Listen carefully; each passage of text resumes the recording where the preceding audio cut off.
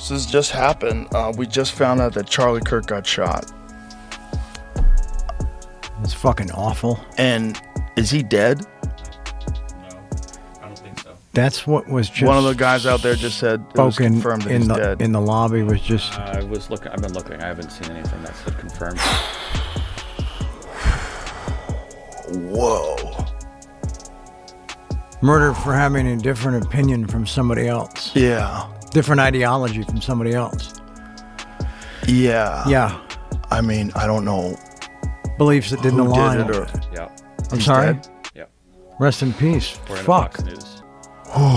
Jesus. 27 years old, maybe? 30? Do they even have a suspect? I don't know. Well, that's why I'm literally trying to track it all on Twitter, and it's all...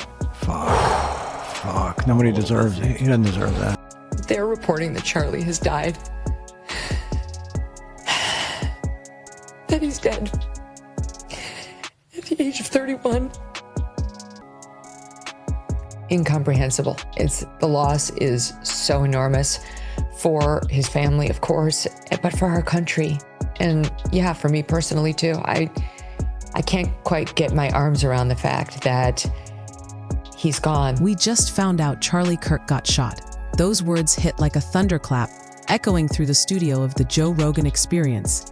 It wasn't a headline scrolling across the screen. It wasn't a polished news anchor breaking the story. It was Joe Rogan himself in real time, blindsided with the kind of news that instantly freezes a room. The disbelief was obvious. His first reaction wasn't a detailed analysis or speculation. It was raw, human confusion. Is he dead? He asked. Like millions of others were asking in that same moment. Nobody had answers.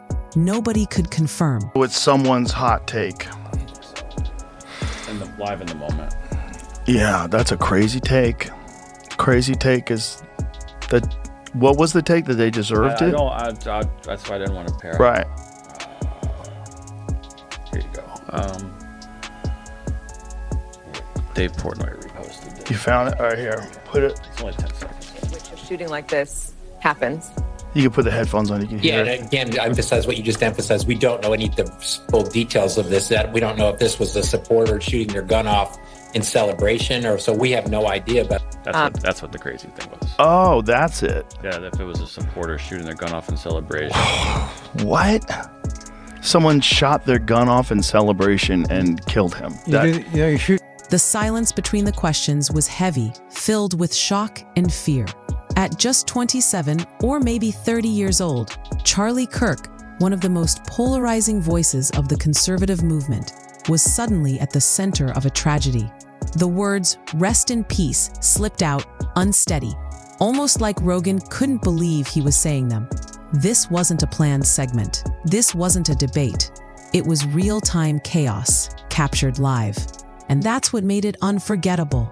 In that instant, listeners weren't just hearing the news. They were living it, right alongside him. But the truth is that moment of shock was only the beginning. Because as the details began to trickle in, confusion would turn into speculation, and speculation would ignite a firestorm that nobody could contain. Huh. Fuck. But why does something like that have to be spun? Their ideology. No, I know, but I'm just saying it's like... I mean, they want to try to pin it on a Trump supporter with a crazy Trump supporter with a gun. Right. Going wacky. Of course. We don't know if it was a supporter shooting off a gun in celebration. Because you know they do that. Right. A lot of folks are just constantly out there shooting off guns at large gatherings in celebration. Yeah, 4th of July, you can't leave your house. What the fuck? No, that is... That's a... Wow. There's going to be a lot of people celebrating this. The power of this moment wasn't just in the words. It was in the frantic search for clarity. Rogan, like everyone watching, immediately turned to the one place where news spreads faster than anywhere else, Twitter. But what he found wasn't clarity. It was chaos. Conflicting posts, half-confirmed updates, wild rumors spiraling in every direction. In the background, voices muttered that someone confirmed it in the lobby. But then another voice contradicted it. Nothing was certain. The room was filled with clipped sentences, overlapping thoughts. People trying to piece together fragments of information in real time. That's the strange reality of our world now. Before journalists even type up their first story, Twitter is already flooded with opinions, hot takes, and unverified claims. Be a lot of people celebrating this. It's so scary. It's so dangerous too to celebrate or to in any way encourage this kind of behavior from human beings.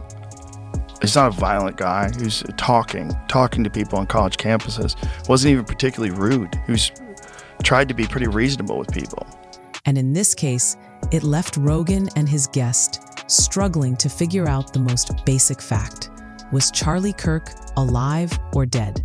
Rogan repeated it more than once, almost like he was trying to ground himself in the middle of the noise. Nobody deserves that, he said, his voice steady for just a moment. Nobody deserves that. Those words carried weight, not because they were polished or rehearsed, but because they were real. A man had been shot for what he believed, and even in the storm of speculation, that simple truth cut through the noise. But as the conversation kept going, the focus shifted from shock to the strange, almost surreal theories that started bubbling up immediately. Here's where things took a turn, from shocking to surreal. As Rogan and his team scrambled to piece together what happened to Charlie Kirk, the internet began doing what it always does, flooding the moment with speculation. And in the middle of that storm, one of the most jaw-dropping theories started circulating, straight from MSNBC. According to a clip Rogan pulled up live, commentators were already floating the idea that maybe this wasn't an assassination attempt at all. Maybe it was something completely different. Maybe, they said, it was a supporter firing a gun in celebration. Think about that for a second. A man is reported to have been shot. Millions are refreshing their feeds, desperate for real information. Families and friends are panicking. And in the very same breath, a mainstream outlet suggests that someone, somehow, decided to celebrate by firing bullets and ended up killing the very person they were celebrating. Rogan froze for a moment, eyebrows raised, his face a mix of disbelief and disgust. What? Someone shot their gun off in celebration and killed him? The question hung in the air like smoke. His tone wasn't just skeptical, it was incredulous. He couldn't believe anyone would even say that out loud, let alone broadcast it on national television. And this is where the conversation turned darker, because this wasn't just about one wild theory. This was about how fast the machine moves. Before the body is even cold, before facts are even confirmed, the narrative machine starts spinning. Everyone rushes to frame the story in a way that fits their agenda, their audience, their brand. It doesn't matter if it's true. It doesn't even matter if it makes sense. What matters is speed and being the first to get your version of the story out there. That's the world we live in now. Rogan pointed it out in real time. This is insane.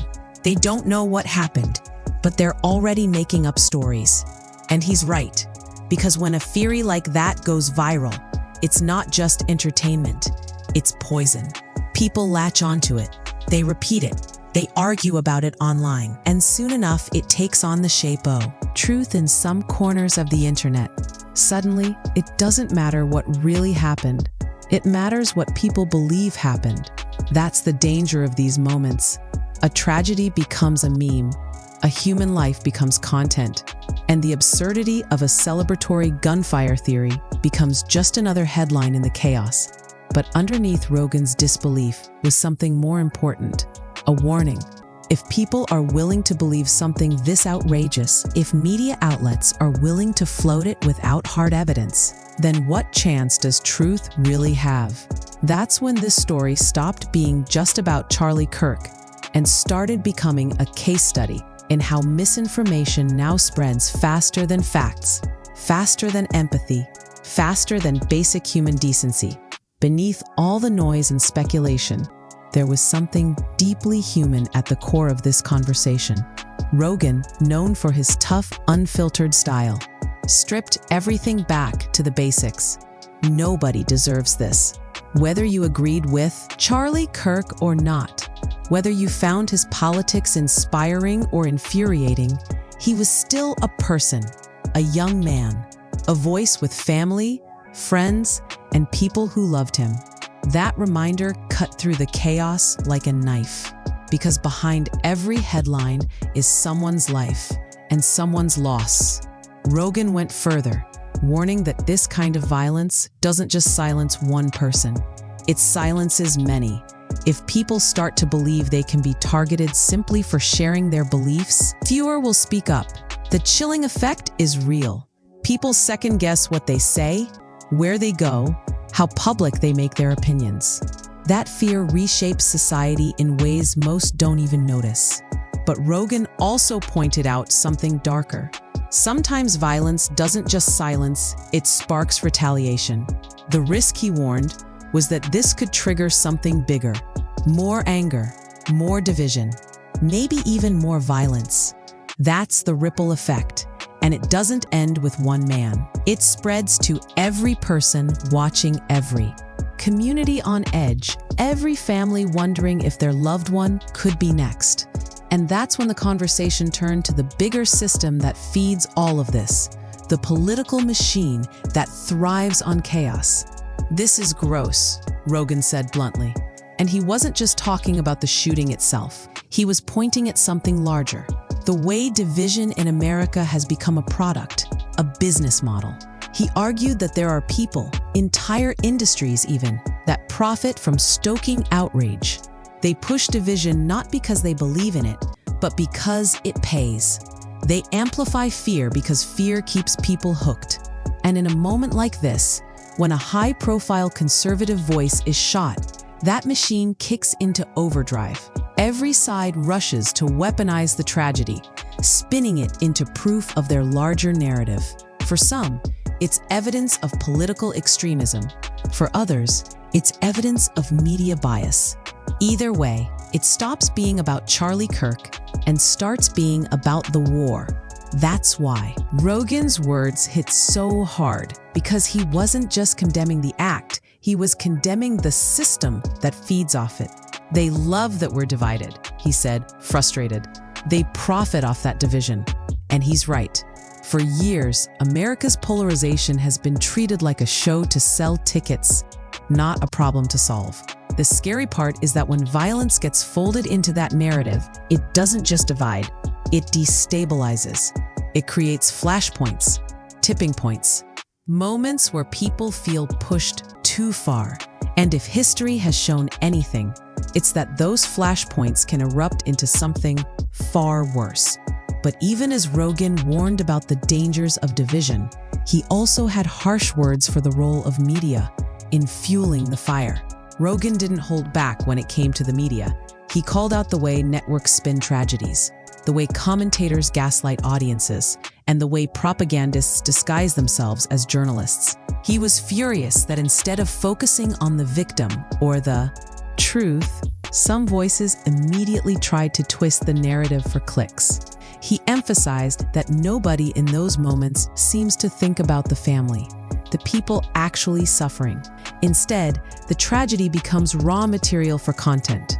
Clips of Rogan's own reaction were ripped from the stream and spread across Twitter and TikTok within minutes, chopped up into sound bites, stripped of context, and used to push whatever story fit best. That's the new reality of our media landscape. The truth is less valuable than the spin. Platforms step in, sometimes taking down clips, sometimes letting them spiral. The lines between fact, rumor, and propaganda blur until most people don't know what to believe anymore. And that's exactly what keeps audiences locked in, confused, emotional, and vulnerable to more manipulation. Rogan summed it up perfectly. They gaslight you by default. Those words capture the frustration millions feel when trying to make sense of tragedies like this. And yet, as bleak as that sounds, his conclusion wasn't hopeless. He saw a choice, a dangerous one, but a choice nonetheless. And that brings us to the final message of this moment. So what does this all mean? At its core, This story isn't just about a shocking act of violence. It's about how we respond to it, how we frame it, how we share it, how we let it shape our future.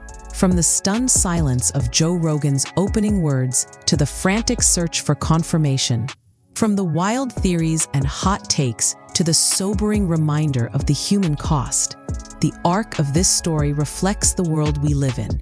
A world where news breaks live, where speculation becomes fact in minutes, and where empathy is often the first thing to get lost. Rogan ended on a haunting note. Either this becomes a wake-up call, forcing people to rediscover the value of conversation and civil debate, or it pushes America deeper into division and chaos. One of two things is going to happen, he warned. Either people realize how insane this is, or it's going to get a lot worse. And that's the line we're walking right now. It's a choice between turning tragedy into fuel for more outrage, or treating it as a turning point for something better. Nobody knows which way it will go, but one thing is certain: violence cannot be the answer. If you disagree with someone, debate them, challenge them, bring stronger arguments. That's how society grows. That's how we move forward.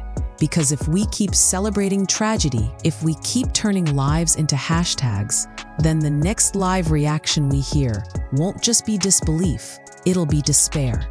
And by then, it might already be too late.